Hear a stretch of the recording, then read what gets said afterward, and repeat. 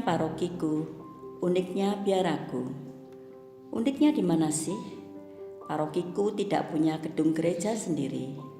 Kapel biaraku dijadikan gedung gereja parokiku.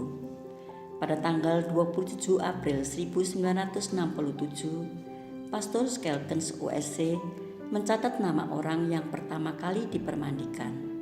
Maka ditetapkanlah bahwa pada tanggal tersebut Paroki Santa Maria Fatima lahir. Secara lebih rinci, inilah sejarah kedatangan kami di Lembang sampai pada lahirnya Paroki Santa Maria Fatima. Pada tanggal 31 Desember 1939, 8 suster dari Biara Karmel Nijmegen, Belanda tiba di Batavia, Jakarta untuk mendirikan Biara Karmel di Lembang dengan restu Monsinyur Kuman USC. Mereka terinspirasi oleh himbauan Bapak Suci Paus ke-11 dalam ensikliknya Rerum Ecclesiae tertanggal 28 Februari 1926 yang isinya menghimbau agar biara kontemplatif diperkenalkan dan dikembangkan di tanah misi. Juga dimaksudkan agar di daerah misi itu mengenal hidup doa, dan pastilah akan banyak manfaatnya, seperti Santa Teresia dari kanak-kanak Yesus yang mendapat gelar pelindung misi kendati tak pernah pergi ke daerah misi dan selalu tinggal di dalam biara. Tahun 1942 terjadi Perang Dunia Kedua. Para suster diinternir.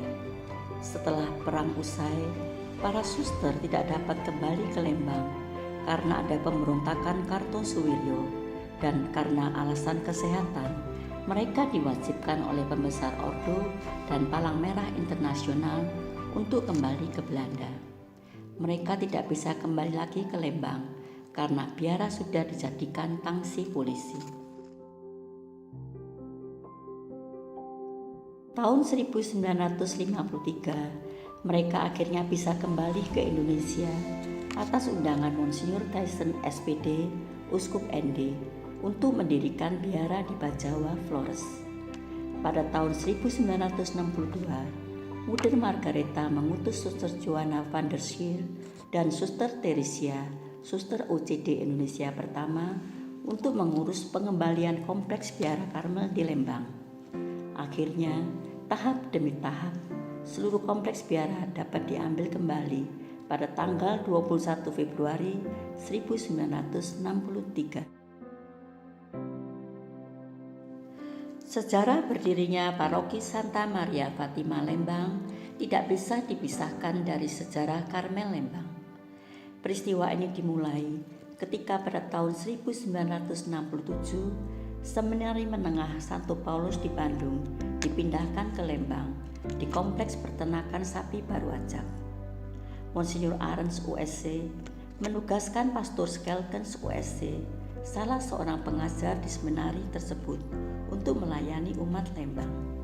Beliau mencatat nama orang yang dipermandikan dalam buku permandian baru mulai tanggal 27 April 1967. Maka ditetapkanlah bahwa tanggal 27 April 1967 Paroki Santa Maria Fatima Lembang lahir. Namun, perayaan ulang tahun paroki dirayakan setiap tanggal 13 Oktober, peringatan penampakan Bunda Maria di Fatima sebagai pelindung paroki.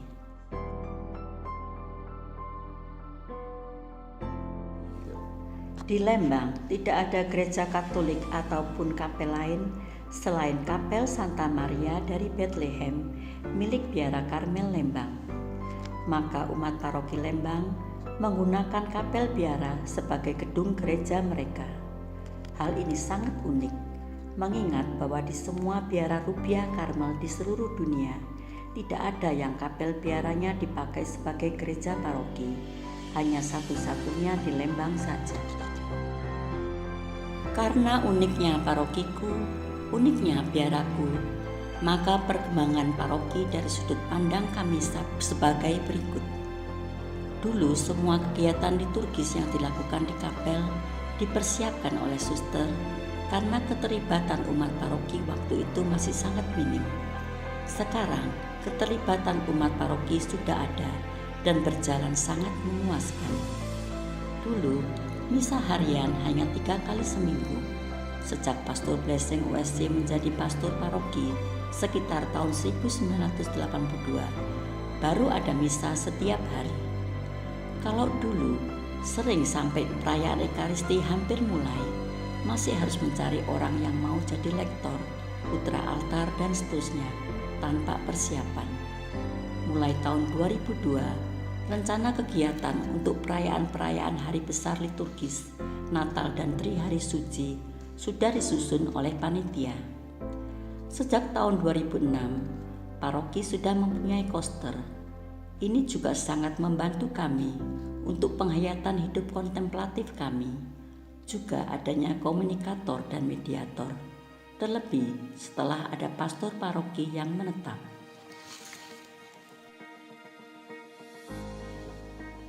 Karena uniknya parokiku, uniknya biaraku, supaya terjalin keharmonisan relasi antara biaraku dan parokiku, maka dibuat perjanjian tertulis antara biara dan paroki, yaitu untuk pemakaian kapel, pastoran, dan gedung pastoral paroki. Harapan kami, 1. Semoga kerjasama dan komunikasi yang sudah baik selama ini menjadi semakin baik. 2.